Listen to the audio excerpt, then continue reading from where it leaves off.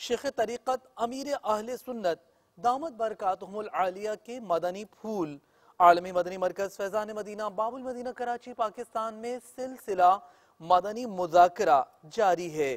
اب ان آخری گھڑیوں میں گویا اشباری کے ساتھ رخصت رمضان کا غم بھی ستا رہا ہے۔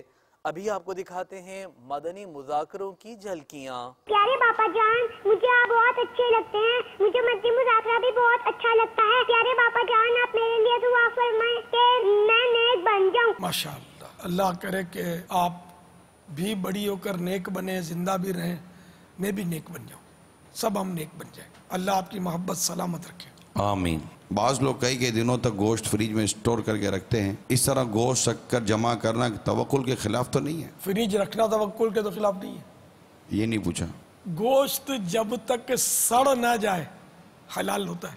اب چاہے سال بھر کے بعد کسی نے کھایا، سکھا کے بھی تو کھاتے ہی ہیں نا۔ گوشت سکھا کے بقرعید میں تجربہ کار لوگ میرا خیال اس کو مٹکوں میں بھرتے ہیں، مٹی کے مٹکوں میں، سارا سال کھائیں، اس کا مگر ٹیسٹ نہیں رہتا۔ اور سکھا ہوا گوشت غالباً پسینے میں بدبو کرتا ہے، مگر حلال ہے سکھا ہوا گوشت۔ جیسا سکھی ہوئی مچھلی، مچھلی بھی تو کھاتے ہی نا، زمانے تک چلتی ہے سکھی ہوئی مچھلی۔ پیارے بابا جان، میرا آپ سے ایک سوال ہے کہ اگر میں نے کسی کو یہ کہہ دیا کہ یہ کام میں نے کر لیا اور اگر میں یہ کام بعد میں کر لوں تو کیا یہ جھوٹ ہے؟ جی ہاں، یہ جھوٹ ہے کہ کام نہیں کیا اور کہہ دیا کہ میں نے کر لیا، چاہے بعد میں کر بھی لیا، بعد میں کر لے، لیکن یہ اس وقت جھوٹ بول رہی ہے، توبہ کرنی ہوگی۔ ماشاءاللہ، بہت پیارا سوال کیا۔ جیسے ایک گھر سے نکلنے لگے ہیں اور گھر کے اندر ہیں اور کہہ دیا کہ فون پر میں گھر سے نکل چکا ہوں، راستے میں ہوں، تو یہ بھی بظاہر تو جھوٹ ہی ہے کہ گھر سے نکلا تو نہیں، ابھی گھر کے اندر ہی ہے۔ باپا، ایک اسلام بھائی کی پرچی ملی ہے کہ نوید اتاری ہیں، 10 روزہ اعتکاف کے لیے مرکز الاولیاء سے آئے ہوئے تھے، ان کے والد صاحب کا انتقال ہو گیا ہے، انا للہ کے لیے و دعائیں انا مغفرت۔ الیہ راجعون۔ اللہ تعالیٰ ان کے والد ماجد کو غریق رحمت فرمائے، بے حساب بخشے، ان سب کو، نوید بھائی کو، سب کو صبر جمیل اور صبر جمیل پر اجر جزیل مرحمت فرمائے۔ باپا جان، سنا ہے کہ رمضان المبارک میں انتقال کرنے والوں سے سوالات قبر نہیں ہوتے، تو کیا بعد رمضان سے سوالات ہوتے ہیں یا بالکل نہیں ہوتے؟ فیضان سنت کا باب فیضان رمضان، نیچے سے صفحہ 903۔ جو خوش نصیب مسلمان ماہ رمضان میں انتقال کرتا ہے اس کو سوالات قبر سے امان مل جاتی، عذاب قبر سے بچ جاتا اور جنت کا حقدار قرار پاتا ہے۔ چنانچہ حضرات محدثین کرام رحمہم اللہ المبین کا قول ہے، جو مومن اس مہینے میں مرتا ہے وہ سیدھا جنت میں جاتا ہے، گویا اس کے لیے دوزخ کا دروازہ بند ہے۔ 1435 ہجری کے ماہ رمضان المبارک کی آج 28ویں شب اوبی بین کے ذریعے مدنی مذاکرے میں شرکت۔ شاہپور صدر ضلع گلزار طیبہ پاک سیالوی کابینہ۔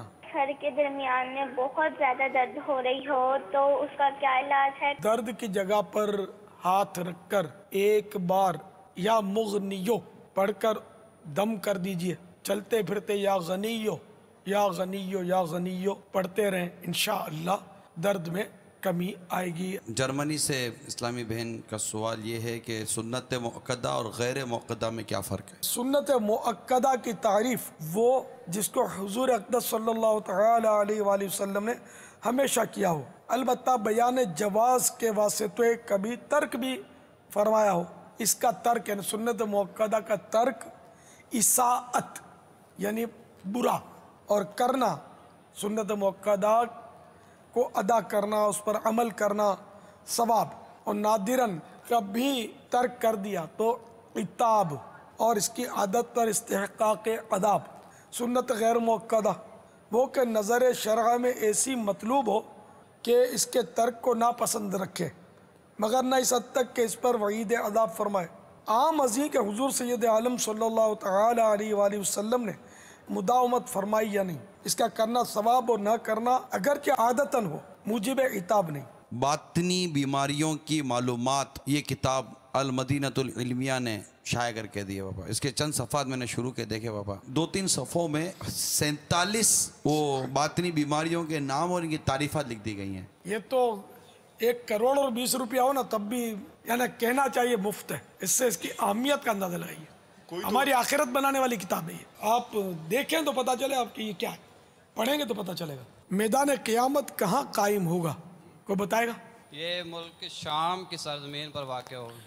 जवाब दुरुस्त है। मेरा नाम डॉक्टर फ़हीम दानिश है। मेरा सवाल यह है कि अखबारात के अंदर कुरानी आयात, अहादीस मुबारका, दीगर बुजुर्गों के अक़वाल अखबारात में और जराइद में जो छापे जाते हैं, इनमें अदब के हवाले से छापने वालों, पढ़ने वालों और अखबारात में प्रेस रिलीज़ भेजने वालों के लिए क्या एहतियात होनी चाहिए? कुरानी आयात पर काम बावजू किया जाए जबकि इसमें वो छूने की नौबत आती है।